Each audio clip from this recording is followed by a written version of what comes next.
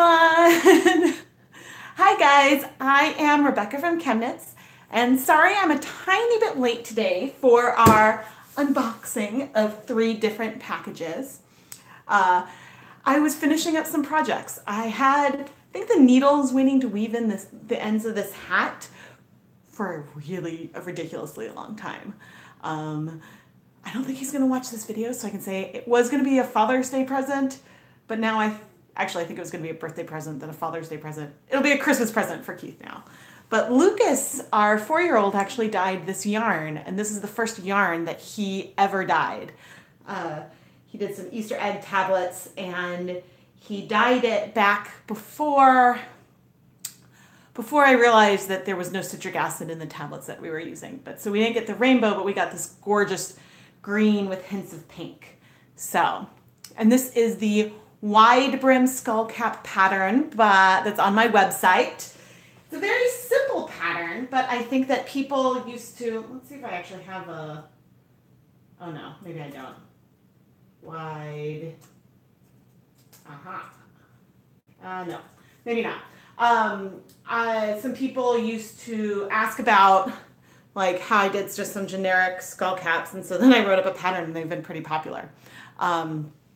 So it's hot, so I don't really need to wear the hat, but since I was just finishing it up, I wanted to show off something. And actually the yarn didn't look like it was going to be subtle, but it has a very subtle feel to it, and hopefully the pinks might come through a bit.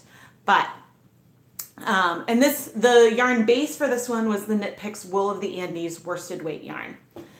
And then the other, this still needs to be blocked, but I just wove in the loose ends. And this is the Antarcticus, I'm not sure, I don't remember exactly, shawl. But it's a garter stitch shawl, and it has just some eyelet lace patterns, either this like more mesh section and then some more of just like an eyelet section, but I need to go block it, but it's just nice. And this yarn is also a hand-dyed one. The dyeing videos for both of these are on the channel, and this one was done on the Stroll fingering weight base, which is one of my favorites and has been for a long time. So that's why the medium one of them arrived today, and I need to open them because I need some of the yarn in these for a big project I'm starting tomorrow. So tomorrow I am starting up my first ever indigo vat. And yeah, so Stony Creek Colors, they sent me some samples of their American grown natural indigo, and I'm gonna give it a shot. But let's see what's in these boxes. And other announcement stuff.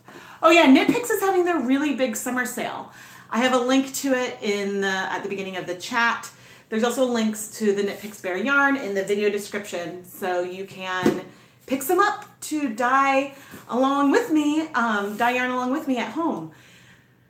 Not all for this sale, the prices are as marked. I haven't seen if anything new has come out today. The yarn of the month, the sale yarn of the month is Galileo, which I absolutely love. But yeah, I guess there are some like really good discounts on some of the bare yarns and other yarns. So it's a good time if you're considering your holiday projects to pick something up. So anyway, all right.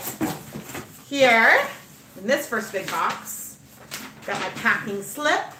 And this is I'm curious if we're gonna get 3 different cards. And this is advertising. So KnitPicks is one of, I guess, 3 companies. There is, I think, a more like painting artist, like painting type company, and maybe it would be Artists Club. Connecting Threads, I think, is a fabric one, which I've never ordered from either of those, but I order from KnitPicks all the time. Okay, so this box, it's still exciting, but we just have 20 skeins of Swish DK. Swish DK is one of the, well, it's not newer, but to me, it's one that I recently decided to start buying in bulk. But it is 100% superwash merino, super soft, and it takes up dye like a dream. The yarn itself is very lofty. I think it's probably 4-ply, but it's not high twist. It's a wonderful, wonderful yarn to dye. Oh no, you're gonna miss the sale. You haven't missed much. I just opened up 20 new skeins of Swish DK. And actually I wanted to check because previously, and I'm pulling this up, and sorry you guys can't see my head because my computer is down here, but so there's bulk discounts for some of the Bear yarn, and previously, yeah, Swish DK is still listed as 33% off for the bulk bag. And I ordered this at the end of June. So do I have a long link for I don't think I have a long link that I can drop into the chat, but if you just are in the yarn section and look at the Bear Yarn 20 packs, this is there for like a really good price right now. So that's exciting, but yeah. I needed some more. I was running low. And sometimes, so my favorite yarn lines are and the ones that I dye the most on the channel are Wool of the Andes worsted, which you could see in this hat that I dyed, or well, Lucas dyed.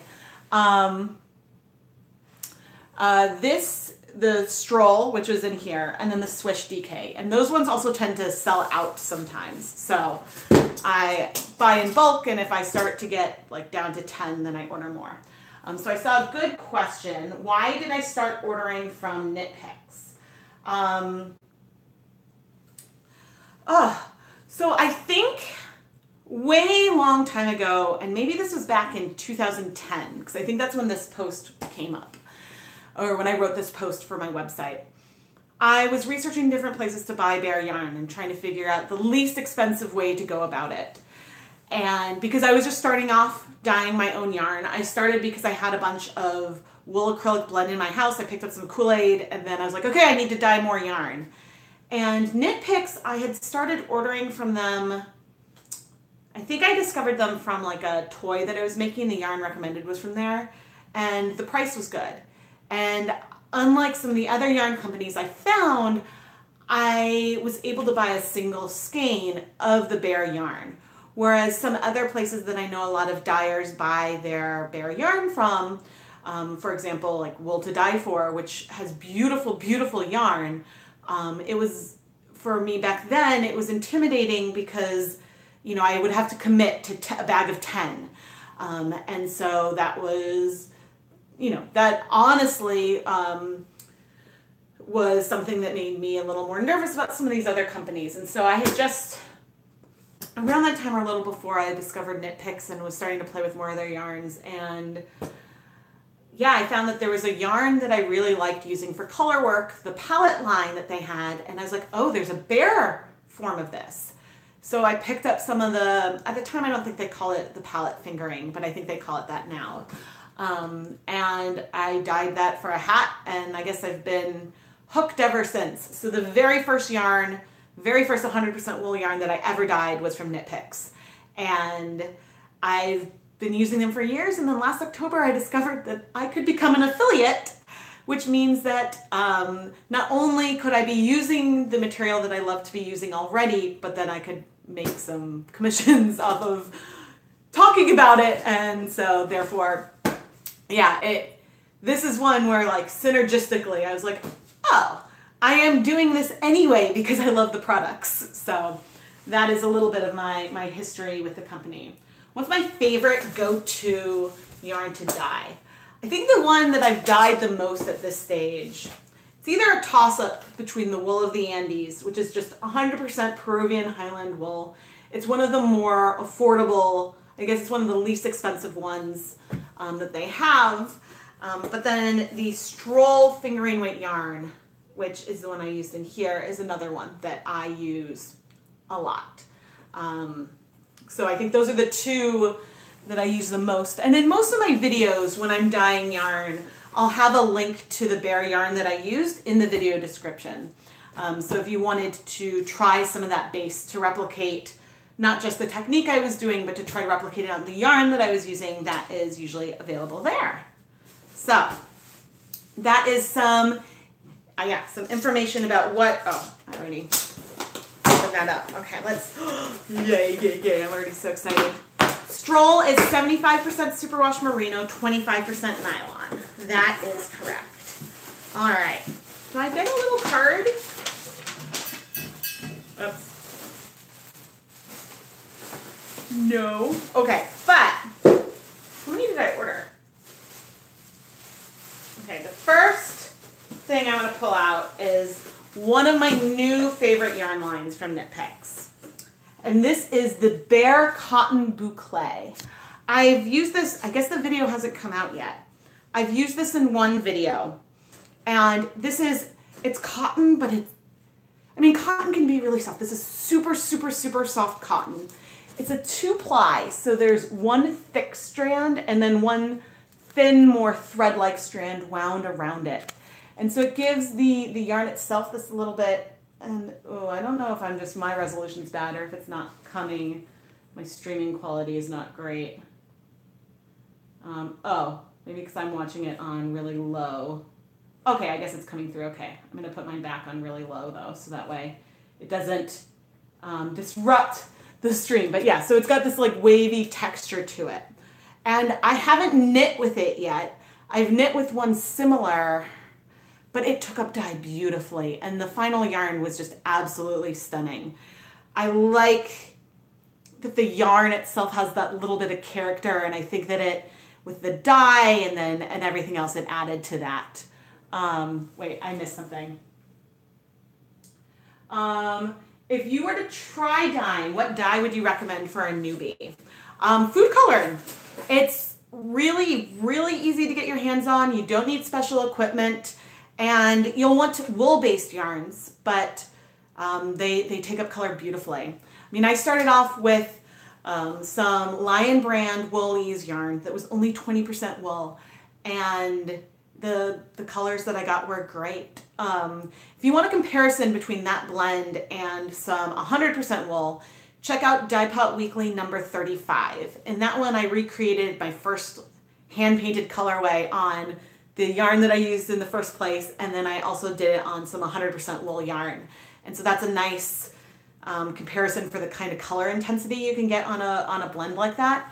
But food coloring, whether it's liquid drops that you can most often find at your supermarket, Kool-Aid packets, I'm not sure where you're located, but those all, it's just fun. It's really easy to start. Otherwise, I'm a fan of commercial acid dyes. So food coloring is a type of acid dye. It's just ones that have been approved by the FDA.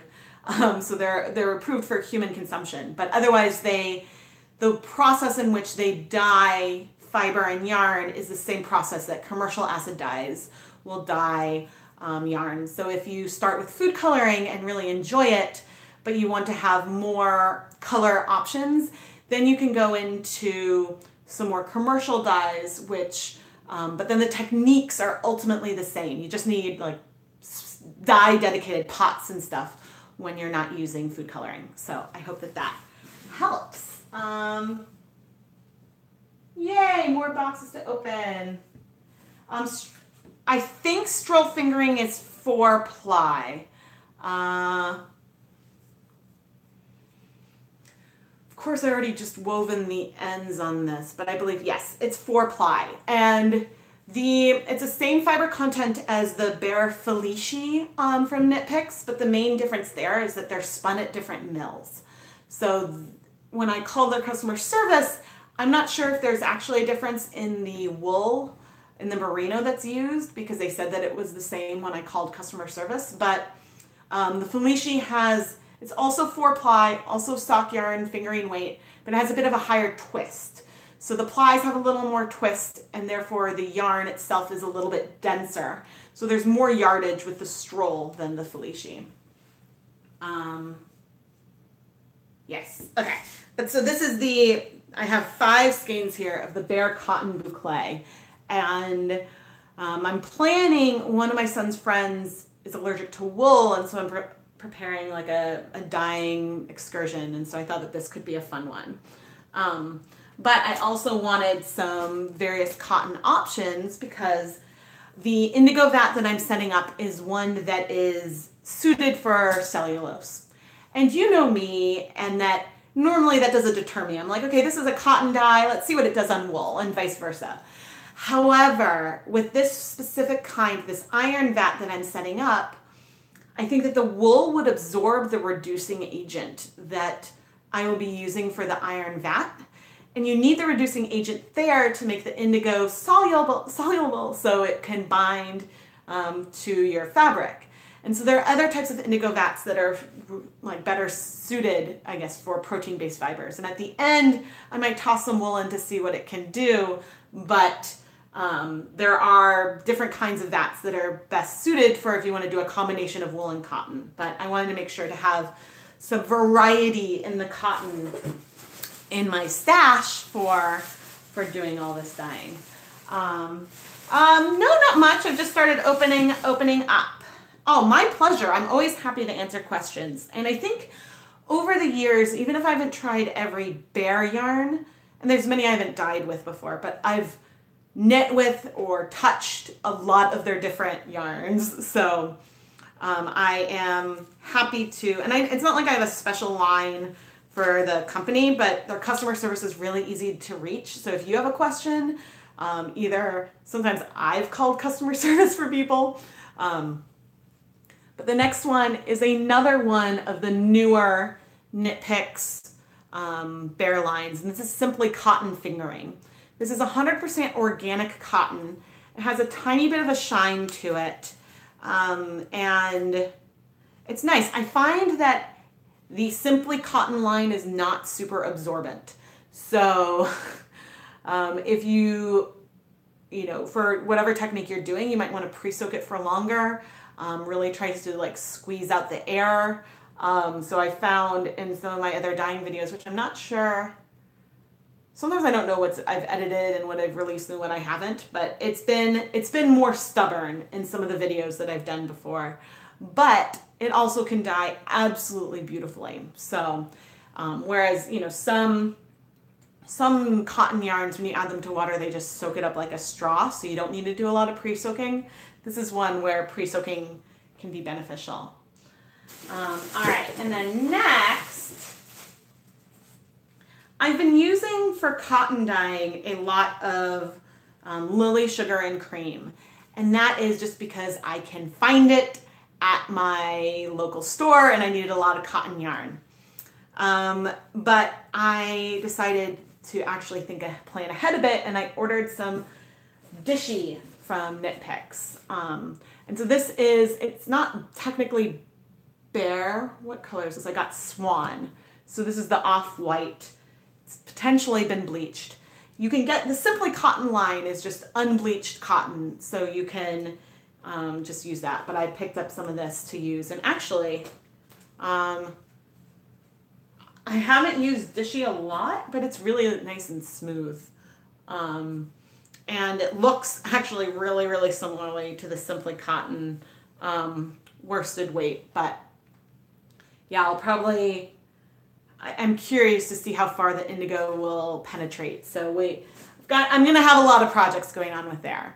How do bleached fibers compare with bare ones?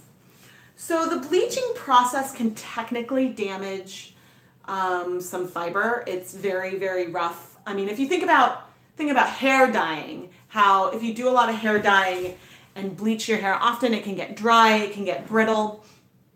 So typically, I think a lot of independent dyers prefer to dye and over dye non-bleached yarn just because it's in better shape. But to get specific tones in a pure white, the bleaching has to happen, because even though like you draw sheep as white, they're not pure white. But KnitPicks now has a Simply Wool line that's all unbleached to like natural colors, which is really pretty. I have not tried the Momo Merino. I have been very tempted by the Momo Merino, but it's pretty expensive, and so that's one reason why I haven't done it yet. And I think some of it might be on sale with the summer sale, but the problem for me is that looking at the Momo Merino, I really wanted to unravel it, but I know that it's a knit tube and it has some roving in the core. So if maybe someday I'll get that one, but that's actually one that I have not ever touched. Yeah, so bleached, I mean, when I've been dyeing with the Lily Sugar and Cream, that's pure white, that's been bleached, and that takes up dye totally fine. It's just my preference is for a bare yarn, and you know, this Dishy and Swan, I doubt is unbleached, but you know, for you bleach fiber bleach fibers don't take the dye as well. Yeah, I mean, I think it can depend on the kind of dye that you're using and the type of yarn. I have certainly over dyed bleached wool as well. So I've dyed like just white, pure white wool. But it's been as like oh, I need a little bit of red to finish this project. Okay, I have some white. Let's take like 2 yards and add some food coloring. So I haven't done like a strict comparison to see like what the final colors are like or anything like that. But yeah, in general, like with KnitPicks, because some other companies will have bare and like colored lines as well. I think that it's either equivalently priced or more cost effective to get the bare yarn, but you know, pretty minimally. All right. I also picked up 2 of the Dishy Multi line. And so these ones are variegated, and I sort of wanted to see what over dyeing these with indigo would do. So on the paler one, you know, I'm like, will I overpower these different tones? Or will some of that show through? Because when I tried something similar with Dishy and the Rit dye, I almost completely overpowered the subtle differences. But I also wanted to get one that had a bit more of a saturated tone already, and then see if, and I'll have to, I guess, save a snip of it or something and see how much we can overpower it with the indigo. But I've never dyed with indigo before, so we'll see, you know, how many dips and like, you know, using it as an over dyeing kind of technique. So those are just some of the thoughts and the plans that I have for my first vat, which I am very excited about. Now in this box has got something new, and there's something in here that I have never touched before. So I am very excited for this third and last box. Oh, another reason why I like KnitPicks is that there's free shipping, and there are even some international free shipping options, not for every country, but for Canada, UK, and Australia. You can also get free shipping with a minimum purchase. And even back before I had my shop open and I started and did the Kickstarter and started dyeing a lot more yarn, I was usually able to hit that. Oh, cool. All right, so I got the same card as before. I like it when there's 2 packages that were shipped not too far apart, and that they have the same card. Okay. Uh-oh. I'm like throwing everything around. So I have 1, 2 back. What? Well, I'm going to pull this out. They stuck it in my bag. That's really funny. Okay, I've got 2 full bags of Stroll fingering weight.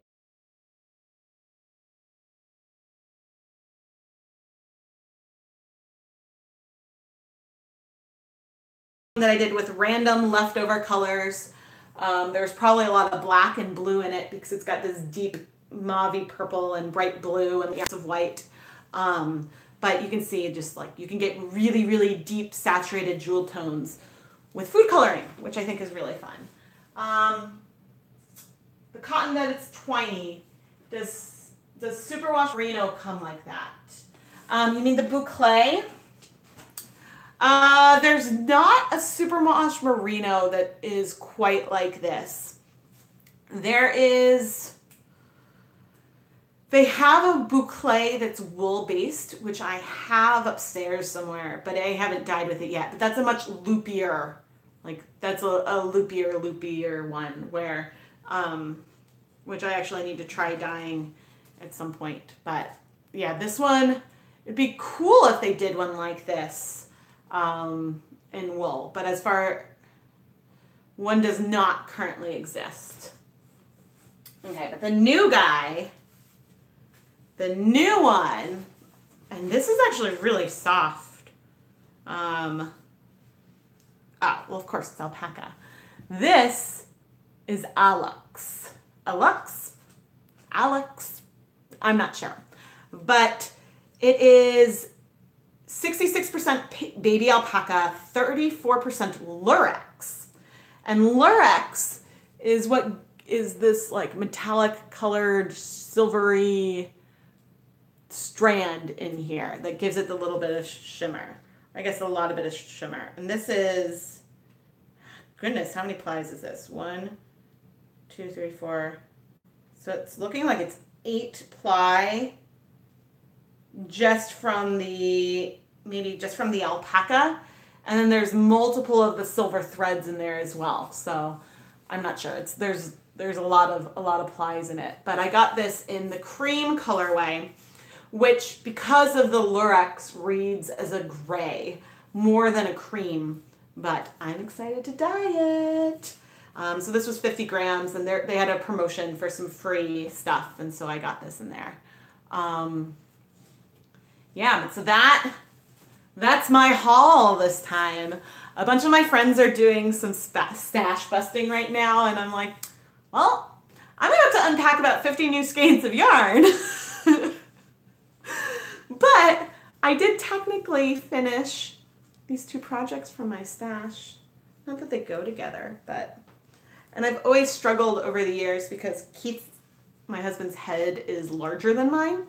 And so, which is one of the reasons why I think I first did this really wide skull cap pattern, because for me it's all the way up to here, but because his head is larger, it'll be like less of a brim, but it's nice, it's warm, it grips well, and actually can work on some younger kids as well because of the ribbing. But yeah, I'm excited that it is officially done. I'm not planning on blocking the hat, but I do need to go and block the shawl, and that's actually probably what I'm going to be doing next. Hi! Yeah, so since I'm here, do you guys have any other questions? I'm happy to chat more about my love of KnitPicks, and I'm going to go ahead and drop the actually, I'll drop the Bare Yarn link back into the chat.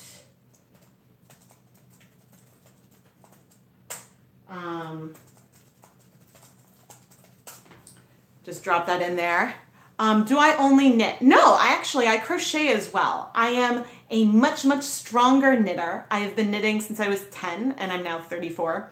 And I've only really been crocheting, gosh, I guess 4 or 5 years when it finally clicked for me. We were living out in Illinois when I did a granny square scarf that, actually, I could grab it because I can see it. It's hanging, it's like peeking out of the basket where I keep it. So I think this is my first successful crochet project. This was actually a KnitPicks kit. Oh, funny. I was doing this so tight. I had trouble teaching myself to crochet because of tension. I had a lot of trouble keeping the tension loose enough for crochet because the tension I used for knitting was then way too tight. So we've got this. It's just a granny square scarf, and this was also wool of the Andes. But it was a kit that I got, and so finally helped me actually learn how to crochet. So it's funny because I don't actually use this very much. I don't know if I've ever used it actually, but I mean, after I did it, I was like, ooh, and actually I really do. I want to make a granny square blanket. I love Afghans. I save a lot of Afghan patterns, but Whenever I start one, they take me years. So that's actually one of my Afghans is what got me started in the dyeing process originally, because I started this sampler Afghan to teach myself cables.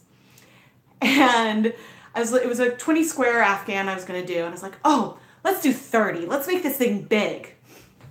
So I bought enough yarn to do 30 squares. And then I got to 20. I was like, no, I'm done. I'm finishing this. And then I had all of this like fisherman's wool colored yarn. And I was like, I don't want to make everyone white stuff. What am I going to do with this? So I started looking online, how to dye yarn at home. And it's like, well, I don't want to buy this. I don't want to buy that. Kool-Aid? Huh. And the rest is history. Those early posts are actually on my blog. Back, I don't think I had, I guess I didn't have any videos at that stage. My first videos were from some techniques that I filmed. But anyway, you learned to knit and crochet from your mom when you were 5. Oh, awesome. You've only been knitting for a little period of time. You're waiting until your next pay to order some more bare yarn. I think thrift stores are a great option for getting materials for dyeing yarn with commercial dyes. I personally, but this is mainly because I film, I went to Bed Bath & Beyond because I had specific needs that I really wanted for my dye pot.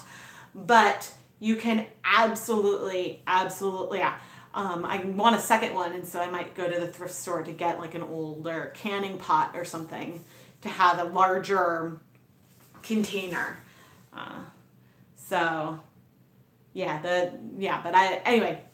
don't only knit, and I also spin. The spinning, I started with a drop spindle, which I'm actually not even sure if I could still do. It's been a long time since I used the drop spindle.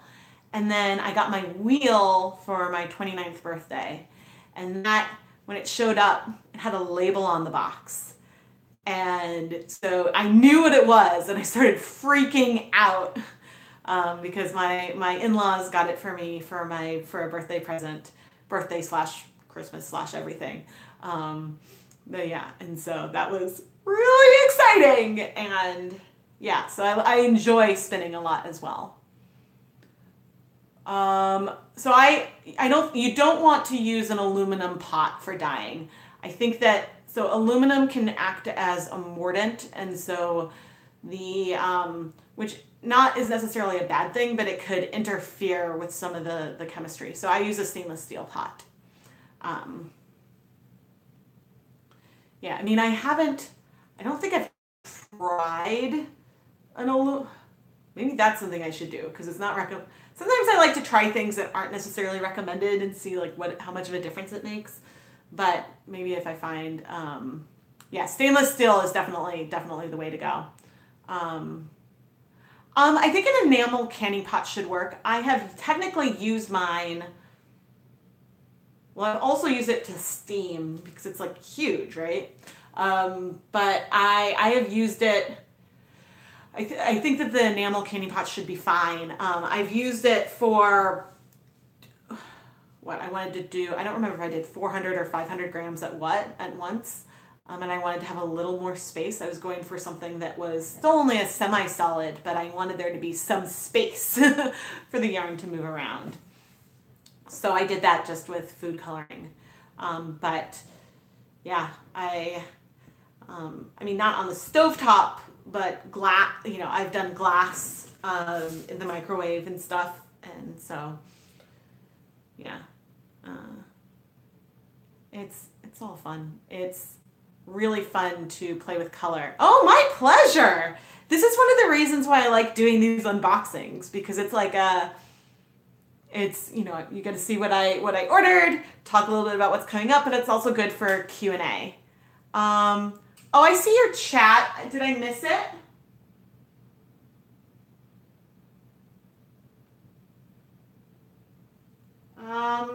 If you had a question, I might have missed it. But yeah, I did see but I haven't seen a question, so maybe that didn't come through. Yeah, what else is coming up? Is it two? I think this week might be two Dye Pot Weekly episodes. So Dye Pot Weekly always, if you're newer to the channel, Dye Pot Weekly always comes out on Tuesdays. And then sometimes on Friday, it's either going to be, there's always a video that comes out on Friday, but it'll either be another a bonus Dye Pot Weekly episode, or just another dyeing video of something else that I've had going on. When I kickstarted Dye Pot Weekly last fall, I was like, oh, I want to publish one video a week. And then I realized that, yeah, we just started, I had more support than I expected, so I decided to try to aim for two. So I guess that's why it's, yeah, so sometimes on Fridays it's Dye Pot Weekly, sometimes it's bonus. You try thickening your dye with flour to prevent spreading when making speckles. Now there's clumps. Yes. I probably would not try using flour because water and flour makes a glue. But what you can use is guar gum, which is a thickener used for, I think it's used in a lot of gluten-free cooking and stuff. You can find it at sometimes like a specialty grocery, or I got mine from Amazon. And a little bit of that thickens the dye a lot. And so there's actually I haven't done another video with it, but I have in the Sock Length Special 2, there was a stamping and stenciling episode. And I used the guar gum as a thickener to do some stenciling and stamping, and showed in comparison with and without guar gum that it does prevent some of the spread and breaking. So you could get sharper lines from the stenciling, and you see less of the breaking from hand painting. So I highly recommend that. Sometimes when I try some of the more experimental things, and try and find the chats again, yeah, I think in terms of rescuing the yarn, I think just like a lot of water, a lot of water, and hopefully it should rinse out. As it was, the guar gum itself, like, it does rinse out. It was just like, it needed more washing than normal. How do I keep all of my hanks from turning into a knot? So there was a question about that. Where do I have, here, let me take, I think one of these bags was open, so let me just pull out a scroll hank. So I set a really bad example when it comes to ties. Because, so the skein of Stroll comes with 2 ties on it already. And in theory, if you really want to prevent tangles, you should add at least 2 more. And they have them, they're these butterfly ties. So rather than just tying around the entire skein, it's sort of tied in segments. So that way it it gives you more access for your color to the yarn. But yeah, so the way, I'm not sure exactly how I keep it from getting super tangled. When I wash, you might notice that I usually have a hand around it. And so when I'm washing or moving it vigorously, I might be moving it in there, but I always have a hand around the skein. Because if I were to let go and then sort of like run it all around, then it would be more likely to get a tangle. But I also, so when you pick up the yarn, if I just had it down and I picked it up like this, and it's starting to be a little tangled, if you can kind of turn to where the tie is and hold it by the tie, sometimes you can see it. Well, it's not super like wet. Since it's not wet, it's a little hard to show, but sometimes you can see it split around the tie. And so I try to like grab it, not by the tie itself, but near the tie. And then you can look and sometimes see if some yarns are like flopped over the wrong way. Yeah, I think it was just practice. If your yarn gets tangled, wait for it to dry to try to untangle it. Because it's a lot easier, I think, when the yarn is dry to sort of reorder it and like re-snap it into place. When it's wet, it can be harder to find that. So, oh, okay. So yeah, if the yarn is dried, I was like soak for the flower yarn, soak it. Soak it in warm water for a long time. Keep changing it. Try to get the lumps to soften a little bit and then massage them. Because yeah, if you pluck them out, you could risk breaking the strands a little bit. So I've done, when I do sprinkles and stuff, sometimes there's lumps left behind, and I change that water frequently and use warm water and soak, and then sort of can massage. You can sort of massage it out that way. So that's something. Good day. Well, cornstarch work. I haven't tried that. So some thickeners are recommended in different situations depending on the type of dye that you're using. For example, guar gum works really well with acid dyes, but I believe you don't want to use guar gum if you're using a fiber reactive dye, because that might react with the guar gum, which isn't necessarily a horrible thing, but when you're dyeing yarn, you want the dye to go in the yarn, not in your thickeners. So, but I've only tried the guar gum once, and I bought, like a 1 pound bag, and that's going to last me, if I know where it is. I'm not sure where it is. If I knew where it is, it would last me a lifetime. I need to up some organization. There's like ChemKnits pockets in my house. But my shop inventory is really, really well organized, actually. That's all in these bins in one spot. But there's various stages of prep for videos and things drying and everything like that. So there's that. But yeah, thank you all for joining me today as I opened up my new yarn. And now I'm going to go and start, I think, winding. I'm probably going to keep at least one to put in as a ball. But you can expect in August there will be probably a week. I'm not going to do, instead of doing one long 2-hour video, edited video where I do a bunch of projects with the indigo, I think I'm going to do one video where I set up the vat and I'll dye one skein of yarn for the first time, and then I'll have some additional. Maybe I'll do a numbered series, and so then there'll be in the second one, maybe I'll do over dyeing, because you can use one vat for a long time. So we'll see how much I can do. What does my husband say to the ChemKnits taking over the house? It's if we put the kids in one room and have a guest room, ChemKnits isn't allowed to take over that room. No, he's very, very supportive. And will help and stuff like that. Sometimes with this last week, he did the post office drop for those mystery surprise skeins of yarn. So he's part of the team. But yeah, no, I mean it's just, we have a storage coffee table, and that's full of yarn. And I've got my little studio room, and well, obviously that's full of yarn. But yeah, no, he's great. But I told him, I was like, dude, you don't buy me any more yarn. I know that it might be tempting. If I ask for something specific, then go for it. But don't buy me more yarn. Because I think I have enough in the house to last me a lifetime of knitting.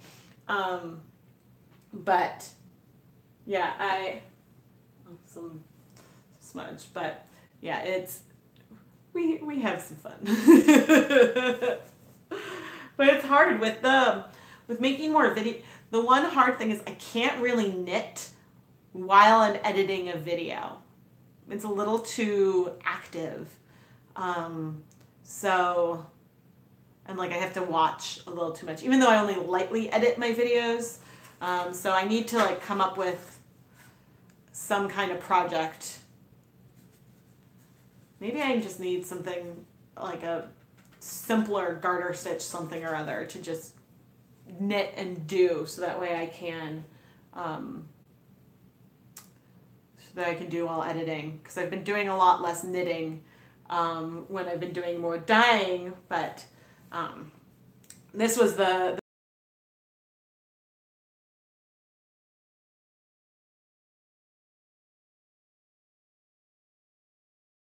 beautiful and is nice. Like blocking it will just make it a little more shawl-like than scarf-like, but even unblocked, like it would just be a cute little shawl or little scarf. So yeah. I'm really excited.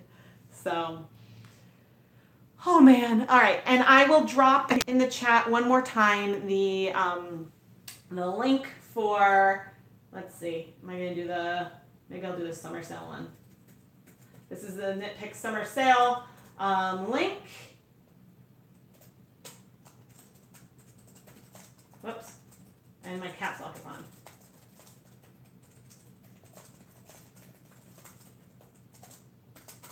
There we go. And so yeah, if you're interested in some of the products that that you've seen in these videos, like I mean, my links aren't necessary for you to get any discounts or anything. It's just if I have encouraged you or inspired you to go make a purchase, then I get credit for that, and that helps me buy more yarn and for these videos. So everything that I always show, like I pay, like I am a KnitPicks affiliate now, and so I have that relationship, but I pay for all the stuff that I buy and open up. So yeah.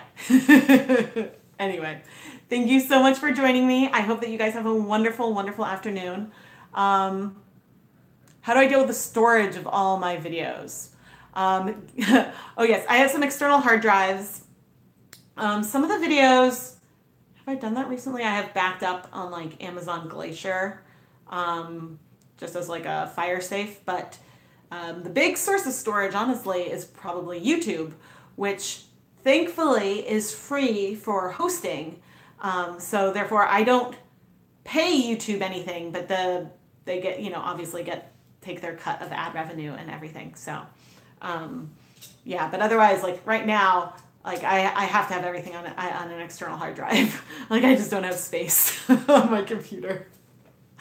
I'm almost at the point where I need a new computer again, and so I have to figure out, I have to figure everything out. But yeah, there's that. But anyway, if you haven't already subscribed to the ChemKnits Tutorials YouTube channel, please do. That helps immensely. And yeah, have a wonderful afternoon. Enjoy the beautiful, beautiful, if not very, very hot weather. And I will see you guys soon. Bye, everyone.